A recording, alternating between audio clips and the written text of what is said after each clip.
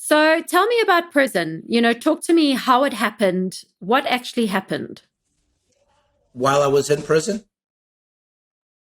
No, and even how did you end up with probably your hands behind your back in chains, or how did you end up being spotted from the crowd to say you did something wrong, you raped a girl or what, a boy or whatever it was? Yeah, well, it was a murder and rape, and it was a girl, and it was a high school classmate actually that had been in a couple of my classes as a freshman, one as a sophomore. I mean, I knew her name, she knew mine. That was really the extent of it.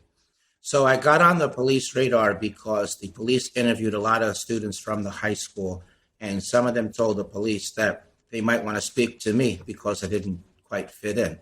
I guess their underlying thinking was people that are loners and quiet and to themselves commit heinous crimes. I think that probably was their underlying thinking. So that was one way of how I got on the police radar. Another one was that I was a sensitive teenager, and this was really my first brush with death, and I had an emotional reaction to it. And the police thought that since I barely knew this classmate, that was kind of suspicious. So that was a second factor. Mm. Although, when looking at the bigger picture with that second factor, I mean, murders were very rare in Peekskill. Many people had an emotional reaction, and hence there being free mental health counseling set up all throughout the city of Peekskill to anyone who wanted it to help them process what had happened. A third thing is the police got a psychological profile which purported to have the characteristics of the actual perpetrator, and I had the misfortune of matching that. So you might say that was a reinforcing factor. So that was just how I got on their Mm. radar. Obviously, that's not how they arrested me, but that was how I came to be on their radar. And in terms of how they arrested me, Mm. Mm. so I met with the police about many times in the course of 6 weeks. And my interactions with the police always took on the dynamic that they would start out talking to me as a suspect. And then when they would push too hard and I would want to get away from them, they would switch it up. And Jeff is this junior detective helper theme was articulated by them. They would say things like, well, the kids won't talk freely around us, they will around you. Let us know if you hear anything. Stop in from time to time. They would ask me opinion questions and congratulate me that my opinions were correct. So that kind of tapped into what I mentioned earlier about wanting to be a police officer when I grew up. So that, along with my age, 16, was how they pulled the wool over my eyes on that. Eventually, they got me to agree to take Mm. and they also did the good cop, bad cop routine, and where one of the officers was pretending to be my friend. And so at some point, I began to look up to him as a father figure. So there's where my father never being involved in my life in any aspect came into play. Eventually, they got me to agree to Mm. take a lie detector test. They told me, we have some new information and we want to share that with you, but you have to take and pass the polygraph first. And so I agreed to take the test. And so the next day, rather than report to school, I went to the police station for the test. I expected the test to be at the police station because I had heard through the rumor mill that other people had been polygraphed there. Because it was a school day, my mother and grandmother did not call around looking for me. They thought I was in school.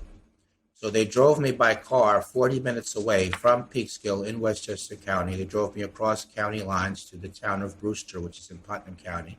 So that meant that I was not able to leave on my own anymore. I was dependent upon the police. There were three officers there from Peekskill, but then there was the polygraphist, Daniel Stevens, who was a Putnam County Sheriff's investigator, and he was dressed like a civilian. He never identified himself as an officer. I never learned that he was law enforcement. He never read me my rights. I didn't have an attorney present. They didn't give me anything to eat the time I was there. They gave me this brochure to Mm. read, but it had big words in it that I didn't understand. But then I figured, well, I'm here to help the police, so what does it matter? Let's just get on with it. From there, they put me in a small room and he gave me countless cups of coffee in order to get me nervous. And then he attached me to the polygraph machine, and then he launched into his third degree tactics. So he raised his voice at me. He invaded my personal space. He kept asking me the same questions over and over again. And each hour that passed, my fear increased in proportion to the time. And He kept that up for 6.5 to 7 hours. Towards the end, he said, "What do you mean you didn't do it? You just told me through the test results that you did. We just want you to verbally confirm it." And so that really shot my fear through the roof. And at that point, the officer who had been pretending to be my friend, he told me that the other officers were going to harm me, that he had been holding them off but could not do so any longer, that I had to help myself. Then he told me, just tell them what they want to hear. They can stop afterwards. They'll stop and you can go home afterwards, that you're not going to be arrested. So being young, naive, frightened, 16 years old, not thinking about the long term, I was only concerned with my safety in the moment. I was in fear of my life. The fact that nobody knew that I didn't know where I was, that nobody else knew where I was either, loomed very large in my mind. I was overwhelmed emotionally and psychologically. So I took the out which he offered, and I made up a story based upon the information which he had given me in the course of the interrogation. By the time everything was said and done, I had collapsed on the floor into a fetal position, and I was crying uncontrollably. Obviously, I was arrested. So that was how I came to be arrested.